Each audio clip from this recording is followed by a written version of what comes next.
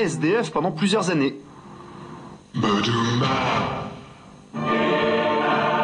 Certaines nuits parisiennes sont sanglantes, surtout pour les égéries publicitaires. Depuis 2 ans, la pub urbaine connaît son serial killer, un tueur professionnel dont les cibles privilégiées sont les tops de la mode. J'ai choisi les icônes de mode parce qu'à mon goût, ce sont les plus épurées et les plus mensongères. Donc les plus aptes à se faire tirer dessus. La nuit, Zeus arpente la ville et malheur aux icônes de papier qu'il trouve sur son chemin. Le moins qu'on puisse dire, c'est que ces interventions ont un certain impact. Mais faire une létale impression n'est pas toujours du goût des annonceurs. Cet été, notre terroriste urbain s'en est pris à Gap, qui a dû remplacer en toute urgence sa toile défigurée. On connaît l'arme, on connaît les victimes.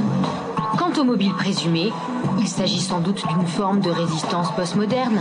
Je vais à l'encontre de la présence des marques. Fidèle jusqu'au bout à la charte du serial killer, Zeus laisse toujours un indice sur les lieux du crime, son propre logo. Quand on vous dit sans arrêt que dans cette émission, tout est pub, tout est communication, eh bien vous pensez qu'on exagère. Et pourtant, il existe un marché qui, comme celui des